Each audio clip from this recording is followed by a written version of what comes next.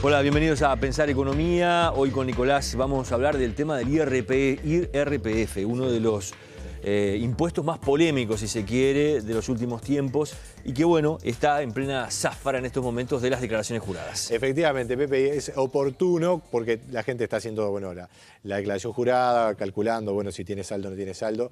Y como tú decís, siempre los impuestos son tema polémico, a nadie le gusta pagar impuestos, pero en realidad hacen parte del contrato social más profundo, ¿verdad? Obviamente que hay que financiar los costos del Estado, que algunos podrán decir que son mayores o menores, deberían ser menores o no, más eficiente, menos eficiente, pero financiamiento público tiene que haber, obviamente, y se paga con impuestos. Y el Uruguay, en la reforma del año 2007, introdujo el IRPF, que es un impuesto progresional al ingreso, ¿verdad?, de los trabajadores, también al ingreso de los profesionales en general, y en su otra categoría a las rentas, ¿verdad?, de personales de capital, alquileres, depósitos. Ahora bien, ¿qué ha pasado con el IRPF y con su primo hermano, el IAS? Vamos a compartir una primera placa donde vemos la evolución del número de contribuyentes del IRPF. Hace algunos años, en realidad cuando arrancó, bueno, eran muy pocos los contribuyentes, esto fue madurando, y ya cuando el sistema estuvo a pleno, prácticamente uno de cada cuatro trabajadores, digamos, uno de cada cuatro personas que están en condiciones de pagar el impuesto, digamos, su configuración, llegaba a los mínimos a partir de los cuales pagaba. Uno de cada cuatro. El ingreso del Uruguay subieron los salarios en términos reales, el ingreso de los hogares, y el mínimo no imponible se ajustó, pero básicamente por inflación. Alguna variación ha tenido, pero muy mínima. Entonces, la cantidad de gente que cae ya dentro del IRPF es mucho mayor. Hoy por hoy ya supera las 400.000 personas y es prácticamente uno de cada tres. Uno de cada tres. Claro. De hecho, en términos muy redondos, obviamente, porque esto no es exacto, pero pasamos de uno de cada cuatro a uno de cada tres. Es decir, que el IRPF se ha vuelto ciertamente un impuesto bastante más importante desde el punto de vista de a quienes le llega. Y en la siguiente placa vamos a ver qué pasó con el IAS, que pasó algo bastante parecido. Es decir, es el impuesto a los jubilados en este caso. Es el primo hermano. ¿Te acordás que en realidad el IRPF en un momento se aplicaba a todo? Hubo una impugnación a nivel de la Suprema Corte de Justicia, una acción de inconstitucionalidad que fue exitosa y bueno, ahí el gobierno reconfiguró el impuesto y lo mantuvo. Es prácticamente lo mismo, se llama de otra manera, digamos. Y bueno, por allá por el año 2008-2009, uno de cada 5 jubilados pagaba. Hoy paga uno de cada 4. Y esto es importante porque efectivamente se están configurando como impuestos que son muy importantes en la recaudación, sobre todo del IRPF. Es decir, más allá de toda la polémica política que seguramente va a haber en este año, que es año electoral, y hay en la oposición política sobre todo algunos planteos de reducirlo o eliminarlo, sobre todo el IAS. ¿Es posible eso o no es posible? Bueno, parte de la respuesta la vamos a tener en la siguiente gráfica donde vemos qué grado de la recaudación total de la DGI corresponde al IRPF. La torta se lleva el IRPF exacto, y el IAS. Exacto. Lo hemos analizado ya en Pensar Economía. Ha habido una tendencia moderada, pero una tendencia que se ha reducido el impacto de los impuestos indirectos, que son el IVA y el IMESI, y hay una proporción mayor de impuestos a la renta, impuestos directos, que son los impuestos a las empresas, y estos que estamos hablando, el IRPF y el IAS. El IVA es la mitad de la recaudación de la DGI, un 10% del IMESI, el IRAE se lleva cerca de un 14%, y el IRPF más el IAS se está llevando cerca de un 15%, un poquito más. El IRPF son algo más de 1.500 millones de dólares. El IAS es bastante menos, ahí sí lo vemos muy chiquito en la torta, son unos 200 millones de dólares. Entonces, hay propuestas que apuntan a decir, bueno, el IAS habría que eliminarlo, el impuesto a las jubilaciones de alto ingreso, obviamente, no son todas las jubilaciones, y bueno, costaría, entre comillas, unos 200 millones de dólares. En el presupuesto público es una cifra chica, podría ser viable. El IRPF, eliminarlo de cuajo, es totalmente inviable.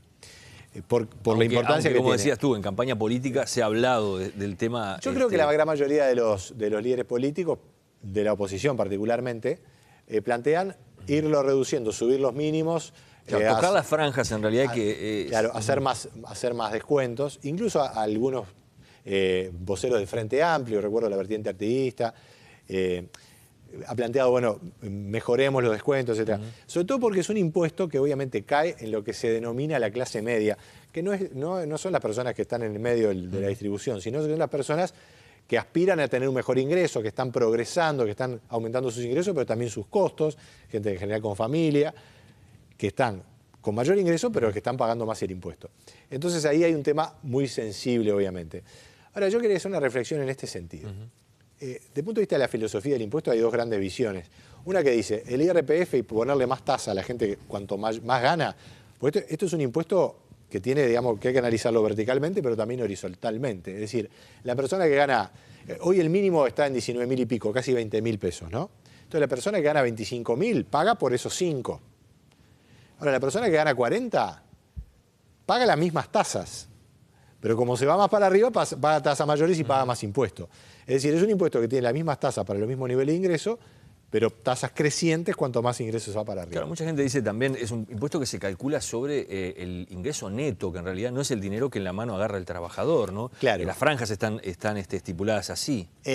Claro, por el ingreso neto, claro, en el sentido, el ingreso directo que tiene sin considerar sus costos. En la mano, lo que le dice la gente, Efectivamente, ¿no? efectivamente. Y allí hay todo un tema también de diseño de la política impositiva, porque, y es cierto, los impuestos tienen que ser efectivos y cuanto más simples mejor. En el Uruguay ya hubo antecedentes de poner un impuesto de este tipo y eran tantas las exoneraciones, la manera que tenía, que al final no recaudaba nada, era muy engorroso cobrarlo, la gente estaba ahora haciendo declaración, no tenía mucho sentido. Acá hay un descuento en la base, cosa de que 2 de cada 3 trabajadores no lo pagan porque tienen ingresos bajos, pero cuando empezás a tener un ingreso mayor a 20 ya empezás a pagar. Es así de sencillo. Hay descuentos de los aportes jubilatorios, descuentos por hijo, bastante, digamos, sencillos, no depende mucho de cuánto realmente gasta la familia, sino si tenés tantos hijos, tenés un descuento por cada hijo que tenés, claro. Y si tenés 3, tenés 3 veces más que el que tiene 1. Pero son descuentos muy acotados y muy fijos, digamos. Ahora, acá hay un tema de la filosofía del impuesto. Hay gente que está en desacuerdo porque dice el trabajador no tiene que pagar, porque en general está pagando a la gente que quiere progresar, que quiere hacer algo de consumo, o comprarse una casa, o qué sé yo, alquilar algo mejor, o comprarse un automóvil.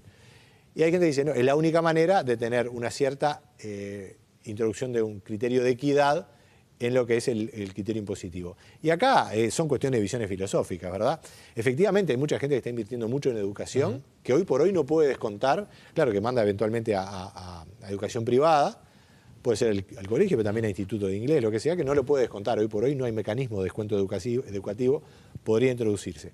Para mí lo que me parece interesante reflexionar es que cuando se introducen descuentos en el impuesto, se confirman las bondades del impuesto también, porque si el impuesto está configurado así y uno lo que dice, no lo eliminemos, pongamos exoneraciones por tema, lo que está haciendo es confirmar el mecanismo del impuesto, ¿se entiende? Entonces ahí hay un tema que es bastante, digamos, interesante de ver cómo esto puede permanecer. Lo cierto es que es un impuesto, el IRPF, que es muy importante en la recaudación y que es muy difícil, más allá de poder haber una corrección, eliminarlo. El IAS podría ser, a la luz de lo que puede significar, que es bastante poco. Incluso hay gente que dice, bueno, en realidad ya el jubilado aportó en su momento, no tendría por qué aportar ahora. Hay gente que dice que no, que la jubilación es una renta y está bien que esté aportando lo que esté aportando. Siempre hay que tener claro que los pagan los estratos mayores de ingreso. Obviamente, más allá de que hay cada vez más gente que lo está pagando. La recaudación de estos impuestos está aumentando, es decir, creo que tenemos por allí a un cuadro de cómo viene la variación efectivamente. Lo que es IVA en los primeros 4 meses del año aumenta 9% real, bastante firme. El IRAE ha caído, pero sobre todo por las empresas públicas. El IRAE de las empresas privadas está bastante firme. Y el IRPF y el IAS están muy firmes, ¿verdad? Están aumentando un 12% real, es decir, en pesos corrientes, a esto hay que sumar la inflación, está creciendo más de 20% lo recauda la DGI año a año. Esto porque el ingreso aumenta y hay más recaudación del IRPF. Es un impuesto que está resultando también muy efectivo, más allá de que sigue siendo el IVA y el impuesto más importante. Gracias, Nico. Encantado. Cerramos por aquí Pensar Economía, nos reencontramos la próxima semana.